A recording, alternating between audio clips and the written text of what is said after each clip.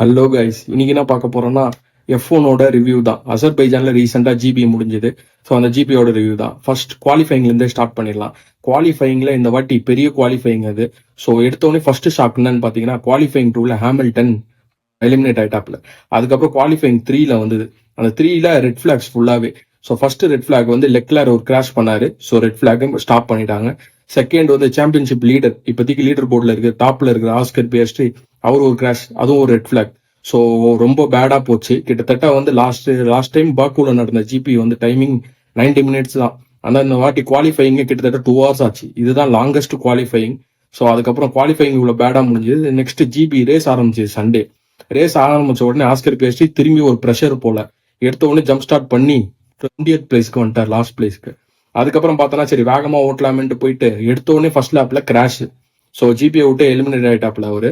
அதுக்கப்புறம் பாத்தீங்கன்னா அவர் தனியா போனை வச்சுட்டு ஃபுல் ரேஸ் நம்ம பாக்குற மாதிரியே அவரும் பார்த்துட்டு இருந்தார் தனியா.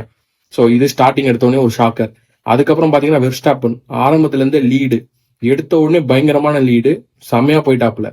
ஒருத்தர் பெரிய குவாலிஃபைங்ல நம்ம ஸ்டாரா பார்த்தோம்னா வில்லியம்ஸ்க்கு ஓட்டின சயின்ஸ் தான். அவ்வளவு விண்டி கண்டிஷன், அவ்வளவு ட்ராக் கண்டிஷன்ல இருக்கும்போது செகண்ட் முடிச்சாரு குவாலிஃபைங்ல.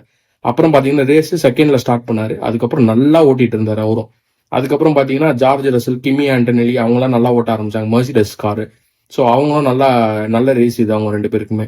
ஸோ ஸ்டார்டிங்ல இருந்து நல்லா போயிட்டு இருந்தது. அதுக்கப்புறம் பாத்தீங்கன்னா லேண்டன் நோரிஸ் அப்படியே தட்டி தட்டி 6th 7th வந்துட்டு இருந்தாரு.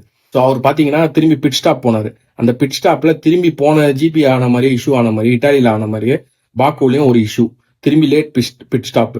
ஸோ அதுக்கப்புறம் அவர் வெளில வந்து திரும்பி ரேஸை ரீஜாயின் பண்ணி அவர் வந்து P7ல முடிச்சாரு.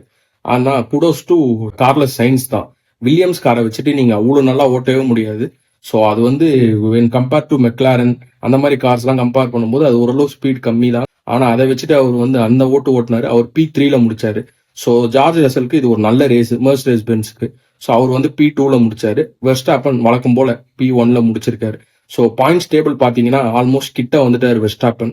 கிட்டத்தட்ட 69 பாயிண்ட்ஸ் லீடு, நல்ல பாயிண்ட குறைச்சிருக்காரு. இது வந்து 2 hours ரேஸ் மாதிரி தான் போயிட்டு இருந்தது ஒரு 2-3 ரேஸ்க்கு முன்னாடி வரைக்கும். ஒன்னு நோரிஸ் இல்லைன்னா ஆஸ்கர் பியஸ்ட்ரி அவங்க தான் அடிப்பாங்கன்ட்டு. இப்ப பாத்தீங்கன்னா தேர்டா ஒருத்தர் ஜாயின் பண்ணிருக்காரு வெர்ஸ்டாப்பன், டிஃபெண்டிங் சாம்பியன். ஸோ பாத்தீங்கன்னா ஆண்டோ நோரிஸ்க்கு ஒரு நல்ல சான்ஸ் இது பாயிண்ட்ஸை குறைக்க. பட் அவர் மிஸ் அவுட் பண்ணிட்டாரு. இன்னும் 7 ரேஸ் கிட்ட இருக்கு. அந்த 7 ரேஸ்ல வெர்ஸ்டாப்பன் திரும்பி டஃப் கொடுத்து வருவாரா, பார்ப்போம்.